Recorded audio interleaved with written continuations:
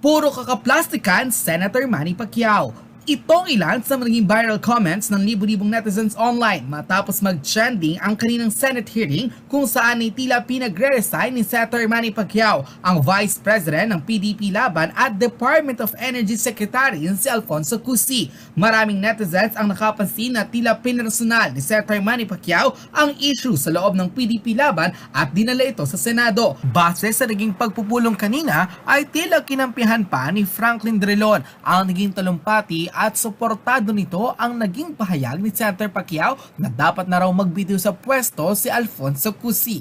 Ngunit diretsang bumwelta ang libu-libong netizens at kinuyog si Senator Pacquiao matapos ang naging Senate hearing. Narito ang full video kung saan ay marininig at mapapanood na tila pinupolitika at pinepersonal ni Senator Manny Pacquiao ang naging awayan sa PDP laban sa pagitan nila ni Vice Chairman Alfonso Cusi na siyaring Department of Energy Secretary. Narito ang full video.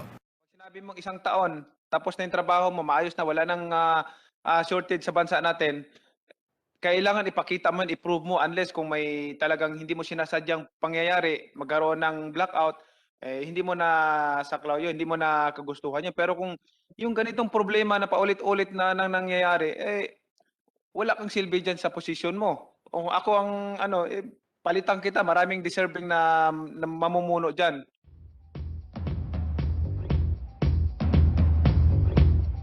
Mr.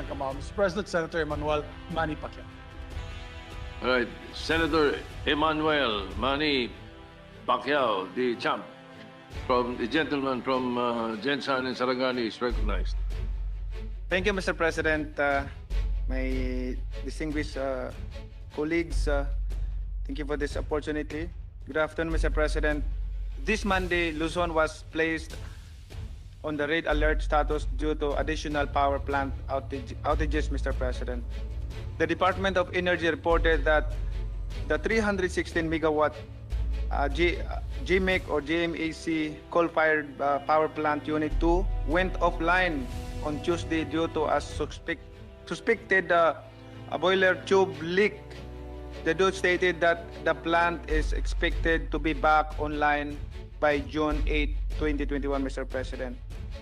Mr. President, this is on top of the reported power plants that were on outage Monday, including the GN Power Dinginin coal-fired power plant Unit 1, San Roque Hydroelectric Power Plant, and Sual coal-fired power plant Unit 2. We learned that from 1,285 megawatts force outages on Monday, Mr. President, this has increased to 1,579 megawatts Tuesday. The available power capacity on Tuesday also declined to 11,408 megawatts from the previous day's reserve of 11,729 megawatts, Mr. President, while peak demand is slightly higher from Monday's 11,514 megawatts to yesterday's 11,593 megawatt power requirement. Ano po ba ang epekto nitong rotational brownout, Mr. President, sa ating mga kababayan? Lalong-lalo na doon sa ilang bahagi ng Metro Manila, Bataan, Batangas, Camarines Sur, Nueva Ecija, Pangasinan, Isabela, pati probinsya ng Ifugao, Mr. President, and Mindoro Province, Mr. President. Mr. President, naawa po ako sa mga naghihirap nating mga kababayan, pati na ang mga naghihikahos na mga negosyo na apektado nitong brownouts, Mr. President.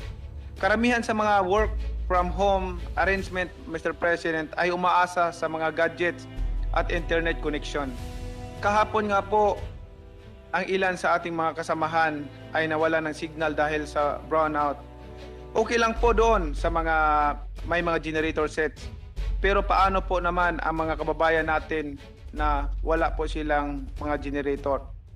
Hanggang kandila lang po ang kanilang bilhin dahil walang budget po para sa ganitong sitwasyon. Emergency lamps at power banks, Mr. President. Mr. President, ano po ba ang contingency plans ng Department of Energy? We have the capability to address this problem, Mr. President. Nagkaroon po ng hearing on Joint Congressional Energy Commission noong April 27 upang pag-usapan ang power demand supply outlook for the summer. Matatandaan po natin na tinanong ni Senator Coco Pimentel si Secretary Cusi kung may chance ba, malaking chance na magkaka-blackout o brownout or power outage ngayong summer. Ang sagot po ng ating secretary, I discussed the scenarios in case of power plant breakdown. He ended his reply by saying, through the end of the year, the supply is breaching the blue line. So we have enough contingency. Regulating and dispatchable reserve. That is the comfortable level that we have. So to make it short, sa ngayon po wala tayong makikitang high risk kung magkakaroon tayo ng shortage. Patuloy pong nagtanong si Senator Coco Pimentel, Mr. President, tungkol sa estado ng power plants. Secretary Cusi said that they are very particular about the preventive maintenance of the power plants. Towards the end of the statement, Secretary Cusi said, sa simula pa lamang ng pandemic na ito, and I am very proud to say na the Energy Secretary prepared for contingency of business continuity plan in case situation arises. And in fact, mayroon tayo ngayong nangyari, and it is major tinutuloy natin ang mga to make sure na ang business continuity plan is in place and hindi tayo magkakaroon ng interruption, Mr. President. Sa joint hearing na yan, paulit-ulit na tinanong ng ating mga mambabatas kung magkakaroon ba ng power interruption mula April hanggang June. During that hearing in April, Senator Sirwen Gatchalian, Chairman of the Senate Energy Committee, emphasized that there should be an impeded power supply, especially for the cold storage facilities of COVID-19 vaccines. Isa po yan sa mga kinababahala natin, Mr. President. Sapat nga ba ang power supply para sa mga cold storage facilities ng COVID-19 vaccines, Mr. President? Kunting flashback pa, Mr. President. Do we remember that time in 2016 when brownouts hit Luzon? It was around July and August, Mr. President. That year when power supply ran short, there were simultaneous maintenance shutdowns and forced outages of several power plants due to technical glitches, Mr. President. 5 years ago, Secretary Cusi declared that there is no looming power crisis. And here we are, having brownouts, Mr. President, nasa red alert pa naman tayo ngayon. We are expecting bigger problems pertaining to power supply. Have we done enough preparations for the surge in power supply demand this summer? This is a recurring problem, Mr. President. We cannot rely on the same strategies to solve this problem on the rapidly growing demand for power supply. We need to innovate. We need to secure renewable energy sources. Mr. President, I'm with Senator Win Gatchalian and our colleagues in the Senate in calling for accountability for all the concerned agencies. We need proactive leaders. We need dedicated officials who will fulfill their sworn duties and responsibilities to the Filipino people. Paulit-ulit po ako nananawagan, Mr. President, na itigil na muna natin ang politika. Napakarami po nating problema na dapat nating harapin at hanapan ng solusyon. Pero nakakalungkot isipin na yung ibang mga opisyalis po natin na dapat ay mga siwa ng sitwasyon ng mga problema natin na kinakaharap natin ngayong panahon na ito, Mr. President. Wala po tayong, ang inuna po ay yung pamumulitika, Mr. President. I'm talking directly to to Secretary Cusi, Mr. President, na as a PDP member, kasamahan sa partido, kung ano man yung mga ganyang sitwasyon, ano man yung mga pagkukulang natin ay nakaka-apekto sa aming mga PDP members, Mr. President, na kasama namin sa isang partido. Yun po ang ano natin, nadadamay tayong lahat doon sa mga problema na nangyayari ngayon. Marami pong naapektuhan. Hindi lamang po ang mga maliliit na tao, pati po yung mga malalaking mga businessman, Mr. President. Sa isa pong blackout, Mr. President, ilan pong, hindi po siguro milyon o bilyon ang nalulugi ng Pilipinas natin kung nagkakaroon ng blackout, Mr. President. Yan po ang sinasabi ko na unahin po muna natin yung pagtulong. Kaya po, pag politika ang pinag-ausapan, partido, aayusin natin yan in the right time. Walang problema dyan. Pero ang ibig kong sabihin, yung problema muna ng bansa natin na atupagin natin dahil maraming mga kababayan ang maapektuhan pagka nagkaroon, especially this crisis, Mr. President, na nagkakaroon ng blackout, Mr. President, sa Metro Manila and other places in this country, Mr. President. Maraming naapektuhan, especially yung pag-aaral ng mga bata sa school. Yung mga estudyante natin na nag-online, ang dami nag-online ng mga estudyante natin ngayon, hindi po papasok. Yung negosyo pa. Tatlong senador, Mr. President, wala kahapon dahil sa brownout, Mr. President. Naapektuhan sila. So, ang ibig ko lang sabihin dito, hindi naman sa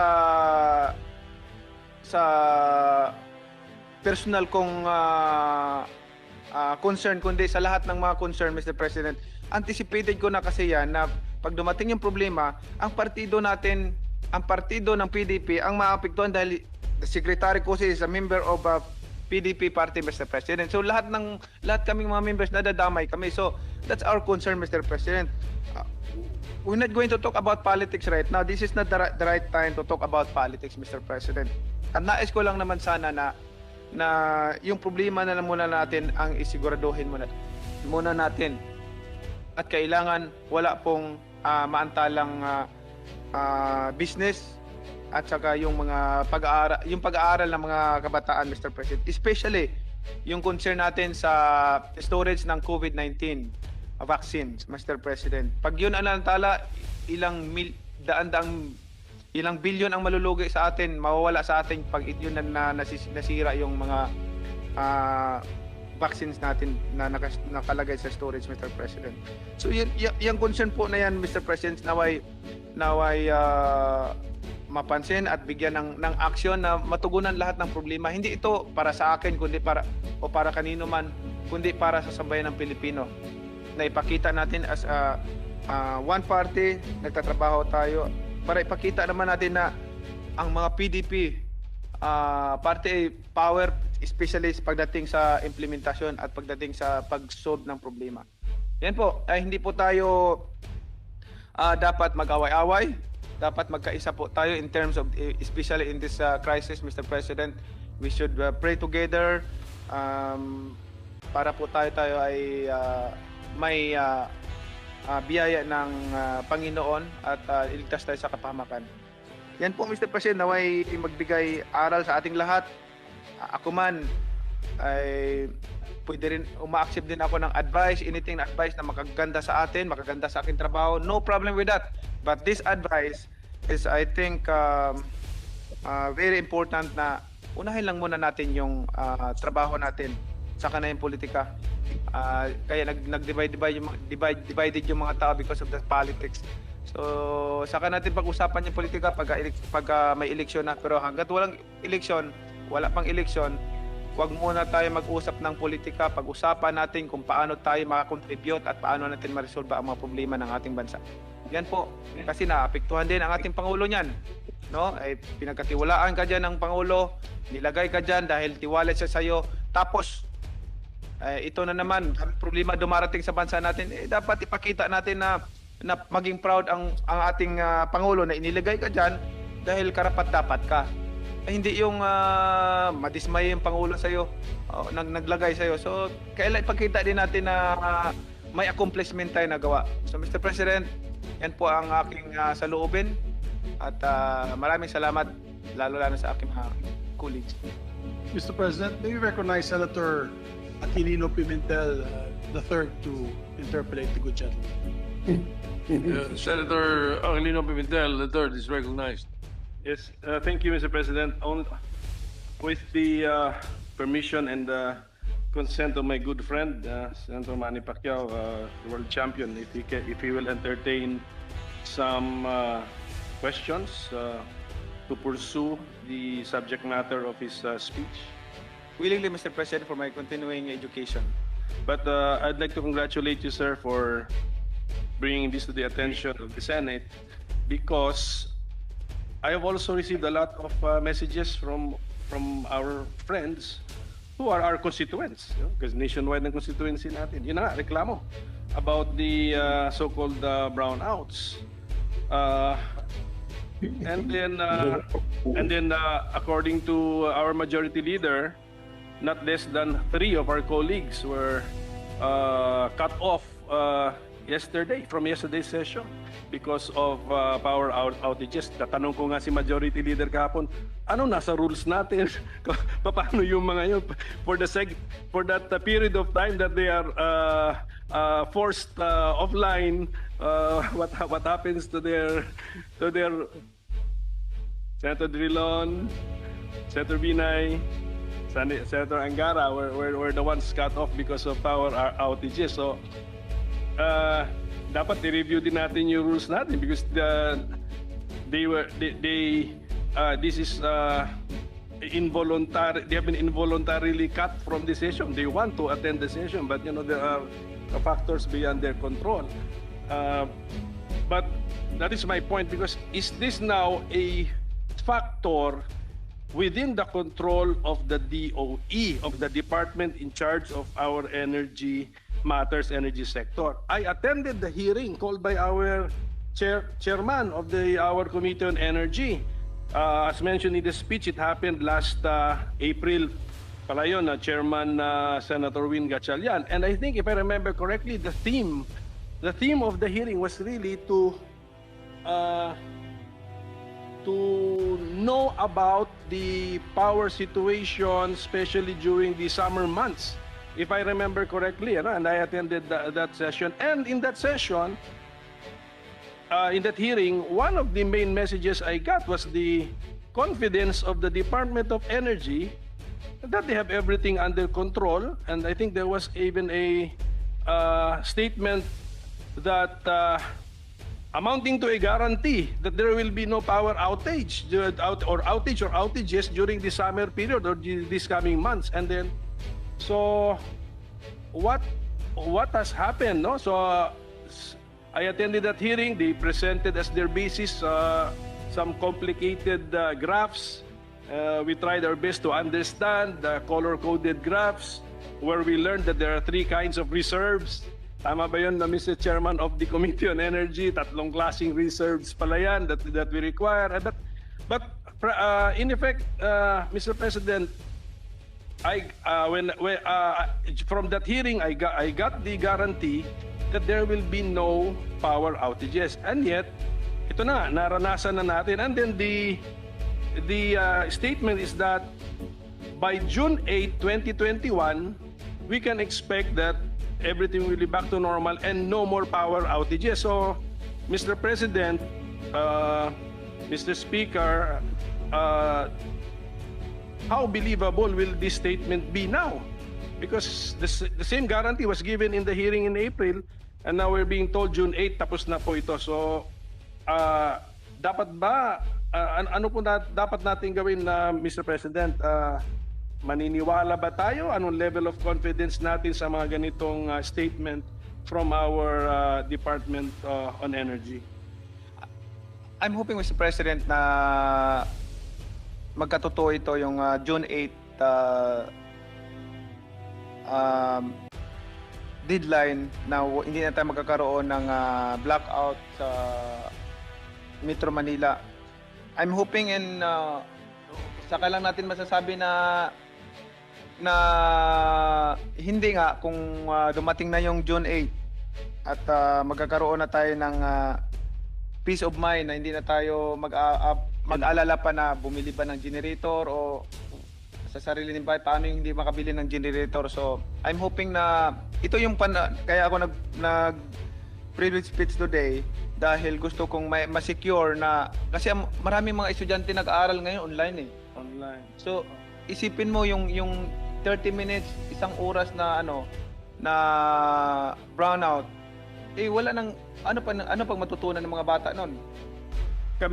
Kami nga, Mr. President, sa a portion of Concepcion 1 in Marikina, wala ng power kagabi ng 10 p.m. at bumalik yung kuryente kaninang umaga ng 9 a.m. So this is no longer a brownout. This is actually a blackout. I mean, kailan ba na-invento kasi yung salitang brownout just para palambutin lang yung salitang blackout. That's blackout. That I hope the Energy Department will take a look into this if this is a result of these power plants getting offline or of some other reason. No? Pero malaking bagay po yun ngayong panahon na grabe ang init, ngayong panahon na online halos lahat, ngayong panahon na maraming negosyo, maraming online na klase or online na negosyo,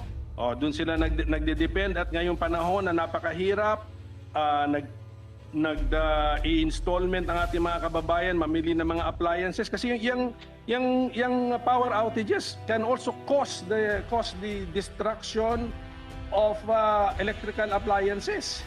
Lalo na kung unannounced, unplanned, iwan naka-plug, tulog kayo, nawalan, pagising nyo, pagbalik. So, pinaghirapan po yun, pinag-ipunan. So, dapat yan, naiisip natin lahat yan. That's correct, Mr. President. And also, Mr. President, pagka nag-blackout and then hindi mo na-off yung appliances mo, pagbalik nung ang lakas humigop ng kuryente nun.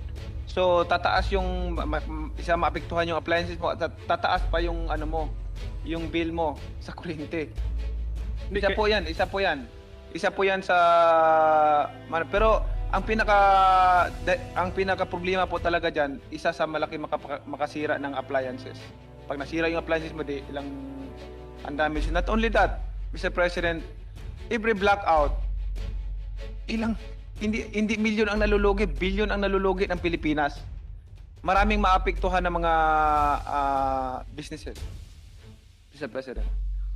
So, yun po yun, at least pinapaalam ko din sa inyo na hindi lang ito mga minuto o oras-oras. Merong documented case kagabi, ilang hours yun, 10 to 9 would be an 11-hour power outage in a portion in Concepcion 1 in Marikina City. Nangyari po yan. So, yun na nga, in spite of some assurances. So, kasi ang aking expectation kasi, as we have organized our government, so we have a Department of Energy, so all energy matters, sila in charge, sila expert. So sila, pag magsalita sila na walang power outage, dapat siguro maniwala naman tayo.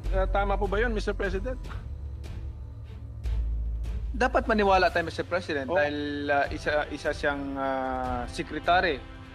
Pero tapos mangyari may power outage, pero anong mangyayari sa credibility? Pag ganyan ang mangyayari, Mr. President, sinabi niya tapos hindi nagkatotoo, kung ilang beses pa ulit-ulit yan, maaaring magkamali siya isang beses, pero kung paulit-ulit yan, paano, bakit pa tayo maniniwala? Diba? Kasi ang sinabi ko, Mr. President, nung hearing na yon, sabi ko, ang assumption ba natin dito, Mr. Secretary, ay in perfect running condition lahat ng power plants? Okay, alam daw nila kung kailan mayroong mga planned shutdown, alam nila naka-schedule daw yan. Sabi ko, naniniwala naman tayo na in good running condition yung mga power plants. Nagpapadala ba tayo ng mga mag-check para yung mga statements naman nila papaniwalaan din naman ng Department of Energy? So ang sagot is we have a system in place. Kaya po nakakagulat na all of a sudden, in spite of the guarantee from the Secretary of Energy, this happened na meron tayong mga power outages. So siguro I don't know if our Committee on Energy has scheduled another hearing. We can probably request for another hearing to follow up to find out what happened. Kasi, and then ingat-ingat na tayo when we hear some guarantee statements kasi wala pa lang. Baka aminin na lang finally sa larangan ng in the field of energy, no one can really give a guarantee. Siguro dahil may mga unplanned shutdown, yung hindi na foresee, nasira ang planta. Pero bakit kasi nangyayari yun? Dapat kung binibisita regular na maintenance, dapat ma-minimize man lamang yan. At hindi aabot tayo ng 9-hour, hindi 9 hours, 11-hour power outage like what happened in Marikina, a portion of Marikina City last night. Mr. President, what I say, Mr. President, is as a secretary of the department, Mr. President, you have all powers to exercise your power. You have the authority to exercise your power na maiwasan yung blackout.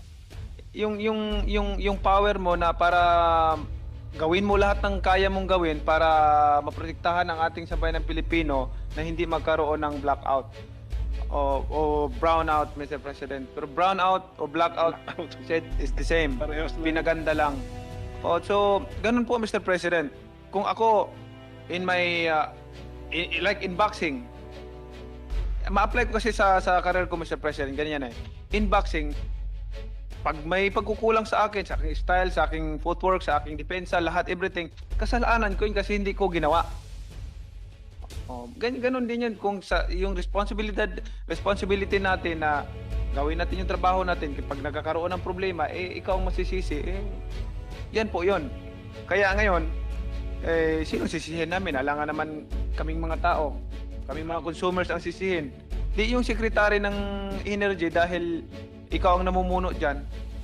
Sige po, at I hope we can get to the bottom of what caused this unforeseen or unpredicted and unexpected power outages. Kasi sometimes I get the feeling din, hindi naman tayo pinanganak kahapon, di ba? Sometimes nangyayari noon na mayroong mga power outages tapos bigla na lang mayroon ng proposal na price increase in the cost of power or electricity. Sometimes may mga ganon, pinapalambot ang hinahanda ang populasyon, pinapalambot ang populasyon, papakita na ganito ka-importante ang power sa inyo, pinapatikim sa atin na walang power. So I hope this is not part of a scenario where there will all of a sudden from out of nowhere be a proposal or an idea that there is now a need to increase the price of electricity or the cost of electricity. Sana po hindi. Sana may totoong may maganda. Ano yung Senator Lacson kanina sa CA sabi natin, there's a credible, understandable, reasonable, and satisfactory explanation of what happened. Otherwise, we will be entertaining these ideas that this is part of a scenario which is detrimental to the best interest of the people, lalo na yung mga nahihirapan ngayong panahon. Sana. So that's all I can wish for right now. It's just a hope nga na gano'n, no? And then let's just find out ano ba talaga ang nangyari. Then from then on, we gauge on how reliable is the word being given to us, especially if these are guarantees, mga confident statements na we are on top of the situation. And then yung situation na yung nangyayari. So that's my hope, Mr. President, and I congratulate my good friend, the gentleman from Mindanao and the rest of the Philippines for taking up this topic, bringing it to our attention, and hopefully it will lead to another hearing by the proper committee, more investigative in nature. Tsaka siguro magtanong na tayo ng mga pointed at mahihirap na questions sa hearing na yun, na talagang demanding accurate answers and reminding the person who is answering that, we are you are recorded and we are remembering every word that you are saying.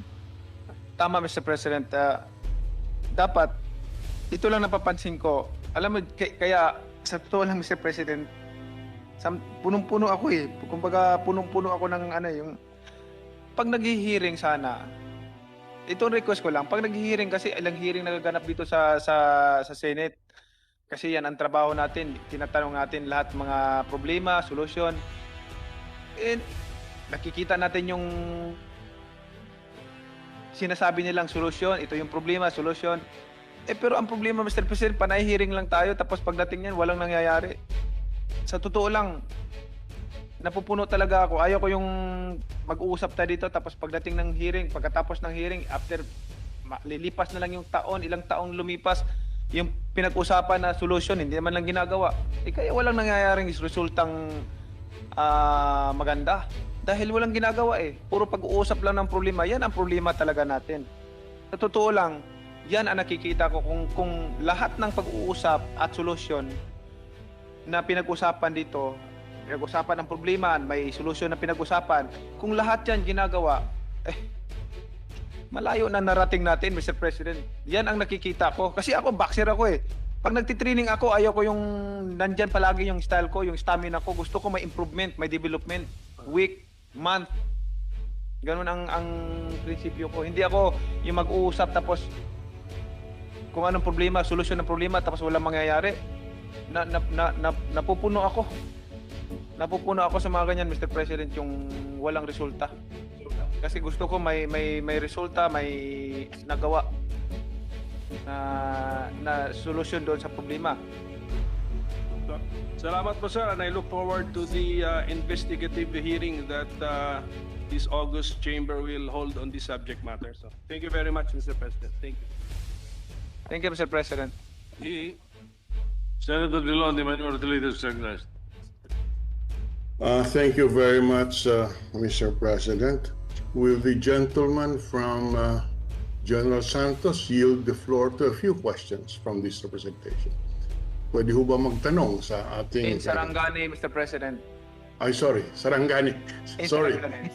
Yes. Minsan in Sarangani, Mr. President. Willingly, Mr. President, for my continuing education. Yes. Thank you, Mr. President.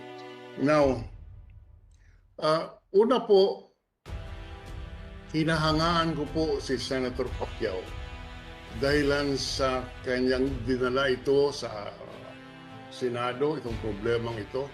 At kahit po kasama niya sa partido, ang Secretary of Energy, hindi po siya nagdalawang isip para po dalhin ito sa kaalaman ng ating mga senador.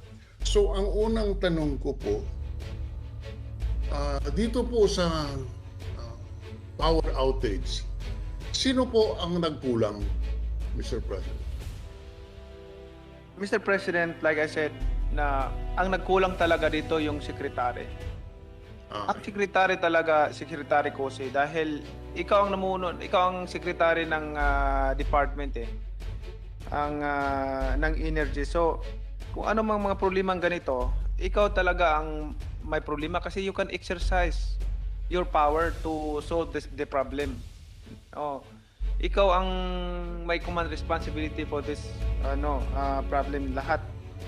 Kahit nakasama kita sa partido, ang atin dito nadadamay kaming lahat dito sa partido pag ganyan ang resulta ng trabaho mo. Ang akin dito, Mr. President, is gusto ko lang na kahit kasama kita sa partido, ang intention natin is para sa taong bayan. Hindi ito para sa sarili natin, kundi para sa taong bayan, sa bansa natin, na magkaroon tayo ng development. Hindi ito, lilipas lang din tayo dito sa mundo. Ang importante yung maiwanan natin at yung legacy na maiwanan natin, accomplishment natin dito sa mundo. Thank you, Mr. President. Kaya nga po ako humahanga sa ating butihing senador dahilan sa kahit po kasama niya sa partido dahil may pagkukulang ay talagang ilalabas niya ang kanyang damdamin. Ngayon, sinabi po ng ating butihing senador na sabi niya, I am calling for accountability. Ang ibig sabihin, the accountability of the Secretary of Energy, si Secretary Cusi. Ano pong ibig sabihin ng accountability dito? Hindi po maliwanag sa inyong habang lingkod kung ano pong ibig sabihin ng calling for accountability. Anong accountability po ang hinihingi ng butihing senador? Kailangan po panagutan niya yung mga pagkukulang niya sa kanyang pagsiservisyo. Kasi mahirap naman yung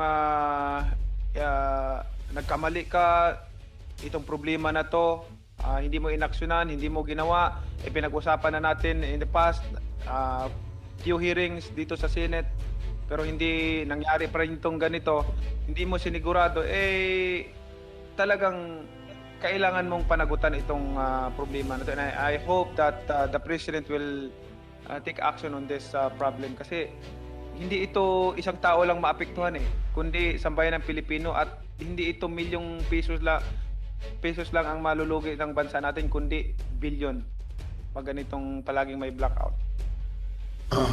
Pag sinabi po ng ating butihing senador na may pananagutan, ang ibig bang sabihin ay kailangan magbitiw ng pwesto si Senator Cusi?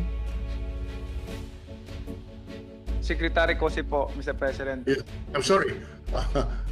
Ang ibig po bang sabihin, nananawagan ang Senator Pacquiao na dapat magbitiw na ng pwesto sa Secretary Cusi?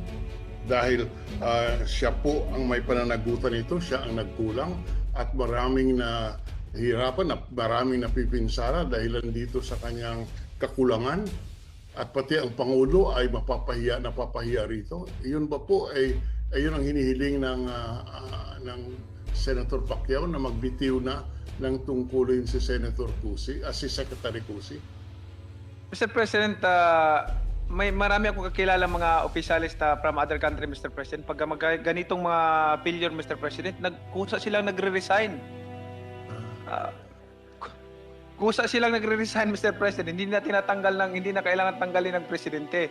Pero dito sa atin, may due process tayo. Then, i-explain niya, ipakita niya na makarecover tayo, na hindi siya nagkulang, or nagkulang na talaga dahil magkaroon na ng blackout So, ipakita niya yung sincerity niya, na ayusin niya yung problema na ito at hindi na maulit. Kasi kung paulit-ulit yan, para tayong niluloko nito, Mr. President, at pangalan natin at kapakanan ng taong bayan ang hindi natin iniisip. Tama po yan, at sinabi mo nga kanina na paano pa tayo maniniwala kay Secretary Cusi na hindi niya naman natutupad ang kanyang pangako, dahilan sa sinabi niya noong Abril wala ng brownout, wala ng power outage, ngunit kahapon buong, hindi ko alam kung anong extent, pero pati tayo dito sa Senado na wala ng kuryente.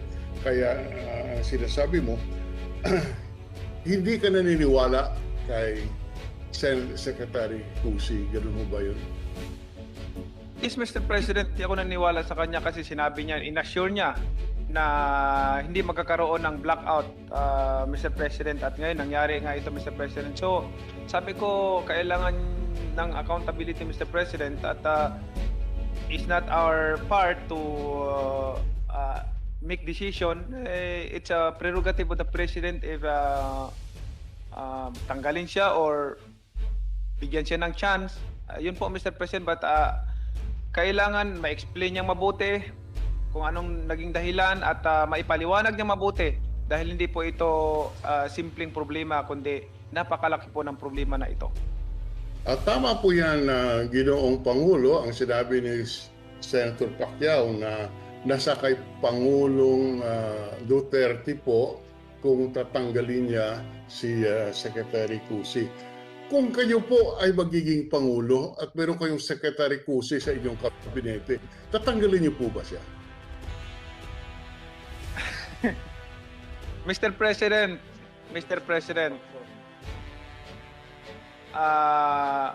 sa tanong mong yan, alam mo, sa totoo lang, ako kasi boxer. ayaw ko yung mabagal.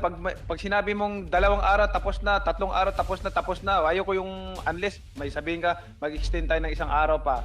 O pag sinabi mong 6 na buwan, pag sinabi mong 1 taon, tapos na yung trabaho mo, maayos na, wala nang shortage sa bansa natin, kailangan ipakita mo, i-prove mo, unless kung may talagang hindi mo sinasadyang pangyayari, magkaroon ng blackout, hindi mo na saklaw yun, hindi mo na kagustuhan yun. Pero kung yung ganitong problema na paulit-ulit na nangyayari, wala kang silbi dyan sa posisyon mo. Kung ako ang palitan kita, maraming deserving na mamumuno dyan.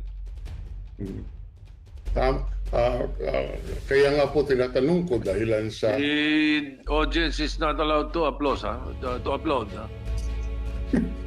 Not allowed in the Senate. Go ahead. Mr. President, Can I have a 1-minute suspension, Mr. President, to applaud?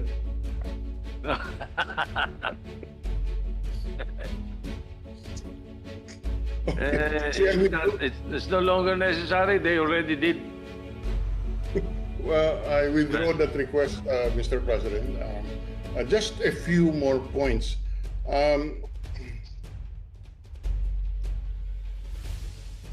Kayo po kilalang malapit kay Pangulong Duterte. May balak po ba kayong kausapin si Pangulong Duterte para tanggalin si Secretary Cusi?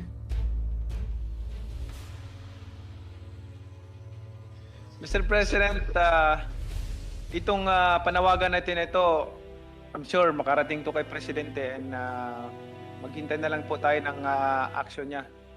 I think alam na niya itong malalaman niya itong pangyayari na ito. Dahil ito na may publikong hinahayag mo, ay narinig siguro ni Pangulong Duterte na dapat tanggalin na si Secretary Cusi. Ganun ho ba? Mr. President, that is prerogative to remove him from his position, yung pagiging sekretary niya. Sa atin po ipinapadama lang natin sa Pangulo yung naging problema at naging pangako niya dito sa ating investigasyon dito sa Senate, na ina-assure niya na hindi magkakaroon ng blackout. At ngayon nagkakaroon ng blackout, so yun po ay pananagutan niya.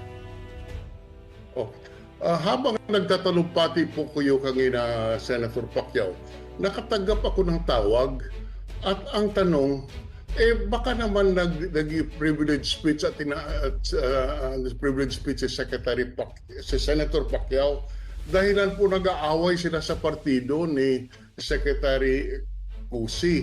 At ang sinasabi, away ng mga politiko yan.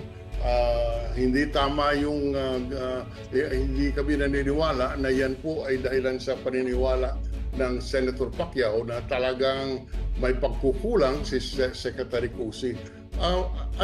Ayaw ko po paniwalaan ito, ngunit ano po sasabihin ko sa kanila? Mr. President, hindi naman po dahil sa may kami ni Secretary Cusi, may alitan kami sa partido namin.